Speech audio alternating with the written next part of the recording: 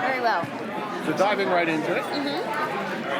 Over the course of season 1 through where we're going into in season 2, how has your character evolved? What has been sort of her change, do you think, from the beginning? Well, I think when we first see Liv in flashbacks, we only really get a glimpse of who she was. We get told about it, and we start to understand through her various relationships who she was. But to be honest, I think she was kind of boring in comparison. Like, things were too good in her life. She hadn't, she's very hardworking and kind and lovely. But I think often, and it happens with my friends I know, when people have gone through something that has been life-altering, you're able to mine whole different parts of your personality, and that complexity that I think has come out of Liv now that she's undead has been really interesting. I think she's a lot braver. She has a self-awareness and a cynicism that I find really just kind of endearing and funny. And I think that especially now that she's lost loved ones in season 1, we've watched her realize what's at stake, and I think she's really got a stronger will and a more kind of courageous spirit. How will the season 1 finale impact her going forward, like with the family and with Major? Yeah, well now actually Clive Babineau is one of the only significant people in her life besides her family who doesn't know that she's a zombie. So there are a lot of people who she has really conflicted relationships with. I mean, she's begging forgiveness in many senses. Major and Peyton both feel very betrayed by her hiding this, although she was doing it with their best interests at heart.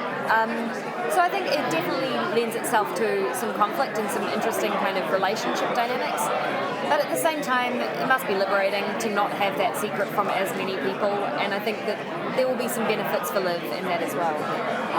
Also in the season 1 finale, she decides not to take care of herself and give it to Major. But then the last scene is she can't help her brother. So is that still going to be a dynamic in season 2? Is Liv still going to be struggling with, do I really want to be a zombie? Or is she kind of going to be more, I guess, comfortable in it and willing to kind of move forward in that sense? Yeah, I think, she's definitely found a strong sense of purpose in being a zombie, but I don't think she loves having to eat a brain each week. And so I think ideally she wouldn't want to be, but she did choose to try to put somebody first. And the one interesting thing to me is that Blaine and Major, who both now been cured, it's a very untested cure, and we don't know exactly what the ramifications of that might be. Yeah, they're human, but I'm curious, and I know the writers are definitely exploring some ways in which that might not be as straightforward as it seems. Looking back over season 1, is there a favorite brain you ate that you like the personality so much we should kind of revisit it again? Can I tell you how weird it is after work going through a supermarket on the phone and being like, oh, this brain that I ate today. It's like, and people look at me and it takes me a while. Sometimes I'm like, right, I sound insane. But I think each brain, there's different perks. I mean, sometimes it's the skill set. It's like the things that she gets to do are really interesting. Like, I loved, it was fun riding a bike around these, like, rainy Vancouver streets and kind of feeling alive. And then at the same time, sometimes it's like she's an alcoholic in one, and it's exploring, like, those tendencies and much more psychologically driven. There's different kind of benefits to each. I know that this season I've been told a couple of the brains that I'm having, and I got told to pick my guitar back up and how was my singing voice. So I know within the first few episodes I better warm these guys up. What are you actually eating when you're eating the brains? Gelatin, it's like soy. They've tried a few different things. We settled on like this gelatin thing with like corn syrup on top.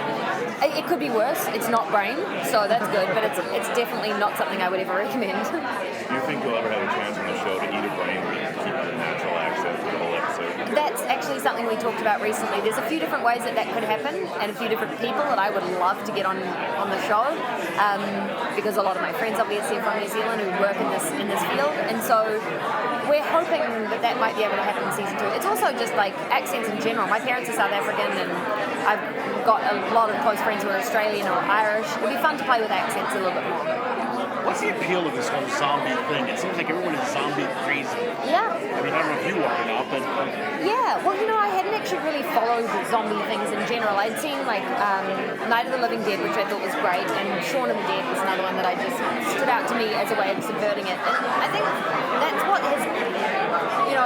people loved zombies initially, it was like for a myriad of reasons. But recently, I think the fact that they've been able to be subverted and do different things with them has been what's kept them interesting. It's like there are so many different ways. Like The Walking Dead does what they do so well. We're not trying to do that, and I think we would be kind of foolish to. And so I think the fact that people have explored, without some of the shows that have happened recently, we couldn't be our show. So we're very grateful, but I think it's important to keep them fresh and keep things different. So zombies have more journey to come, I think, Going off of that, I'm sorry, go ahead. I already asked something. Well, given the things that happened to her in season 1, how is she approaching eventually moving people in season 2? Is she wary to let everyone in, given how bad things have gone in her life, or is she trying to find these connections that Well, I think what's hard for me is watching Liv thinking, I just hope she doesn't just become super guarded. And I think there's real power and vulnerability, and that I hope that, she's had her fingers burnt and people haven't always responded well so far, but people who have, like Ravi, has stood by her and she's developed this beautiful friendship and been able to overcome lots because of that. So I think if she's able to win back forgiveness and get these people on site, hopefully she stays malleable and open. What are your favorite TV shows? I just watched Bloodline. I love Bloodline. Oh, that's hard.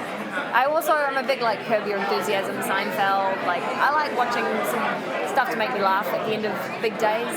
I work on Masters of Sex when I can, and I think that's a great show. There's all sorts. There's so many good things out there. I've actually only just started watching Breaking Bad. I'm a little behind, but I'm really enjoying that so far. Going off of that, iZombie is so many kind of different shows. They're in the one it's zombie, it's like a cop show, it's a whole lot of different things. So what's your favorite aspect of the show to kind of play? Do you like the more supernatural side of it, the science side of it, or do you like kind of having a different pace each week? I mean, I think the reason that I became an actor was so that I could have variety, and this is the ultimate job for that. It's like I don't know what I'm in for each script. I love the emotional stuff. I like working with real depth and dealing with human condition or zombie condition, as the case may be here. But I think that stuff is interesting, and the psychology of that interests me.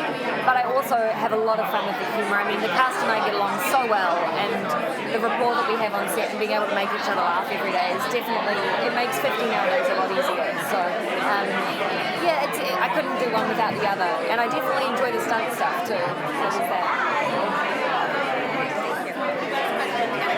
The final episode, I was really impressed with the fight scene you had with the force. Was that new? Did you do training? It came across great.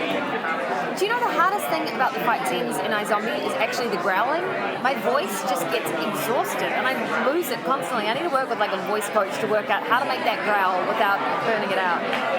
The stunt sequence itself, the physicality of it, isn't so hard. I mean, I used to dance. I come from quite a sort of active background, and I work with we have great stunt choreographers, and so I did try to do a lot of that myself. If there was dramatic heights and things involved, then I'm a little bit more of a baby about that stuff, but if it's just to do with coordination, I feel quite confident.